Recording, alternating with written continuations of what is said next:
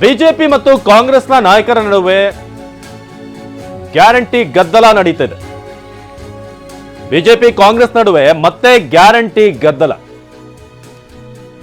K J George ಸಂಬಳದ ಮಾತಾಡ್ತಿದ್ದ ಹಾಗೆ ಗೃಹಲಕ್ಷ್ಮಿ ಹಣ ತಡವಾಗಿದ್ದಕ್ಕೆ ಈಗ ಬಿಜೆಪಿ ಕೆರಳಿ ಕೆಂಡವಾಗಿದೆ. ಅದರಲ್ಲೂ ಗೃಹಲಕ್ಷ್ಮಿ ಹಣ ಏನ್ ಸಂಬಳನ ಅಂತ ಕೆಜೆ ಜಾರ್ಜ್ ಕೇಳಿದ್ರು.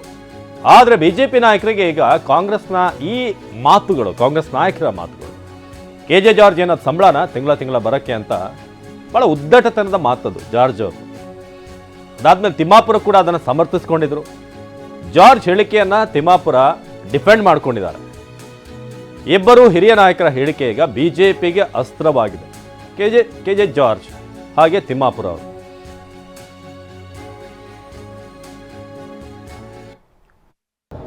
ಆದರೆ ನಾವು ತಿಂಗಳು ಹೋಗ್ತಾ ಇರ್ತದೆ. ಅದು ಕೆಲವರಿಗೆ ಡಿಲೇ ಆಗಿರ್ಬೋದು. ಅದು ಮಿನಿಸ್ಟ್ರಿಗೆ ಗೊತ್ತಿರಬೇಕಂದಿದೆಯಾ? ಅದು ಗೊತ್ತಾದ ಕೂಡಲೇ ಇಮಿಡಿಯೇಟ್ ಆಗಿ ರೆಕ್ಟಿಫೈ ಮಾಡ್ಲಿಕ್ಕೆ ಮಾಡ್ತಾರೆ. ಅದಕ್ಕೆ ಒಂದು ಸತಿ ಇದೇನು ತಿಂಗಳು ಸಂಬಳ ಟೈಪ್ ಅಲ್ಲಲ್ಲ ಅದು. ನಾವು ಮಾರ್ಚ್ ಒಳಗಡೆ ನಾವೆಲ್ಲ ಕೊಡ್ತೀವಿ ಅಂತ ಈಗಾಗಲೇ ಚೀಫ್ ಮಿನಿಸ್ಟರ್ ಹೇಳಿದ್ದಾರೆ.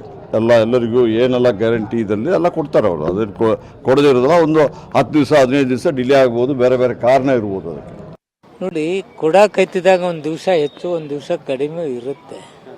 ಕೊಡ್ತಾ ಇದ್ದೀವಲ್ಲ, ಕೊಟ್ಟಿದ್ರ ಬಗ್ಗೆ ನಾವು ಅಭಿಮಾನದಿಂದ ಹೇಳಬೇಕು, ನಮ್ಮವ್ರು ಕೊಟ್ಟಿದ್ದೀವಿ ಅಂತೇಳಿ.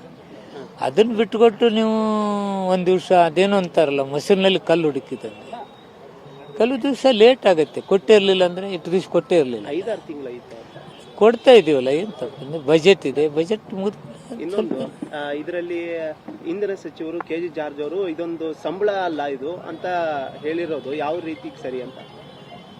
ಸಂಬಳ ಅಲ್ಲಲ್ಲ ಇದು ಅಂತ ಹೇಳಿದ್ದಾರೆ ಅವರು. ಸಂಬಳನ ಇದು? ನೀನು ಹೇಳಪ್ಪ, ಸಂಬಳನ?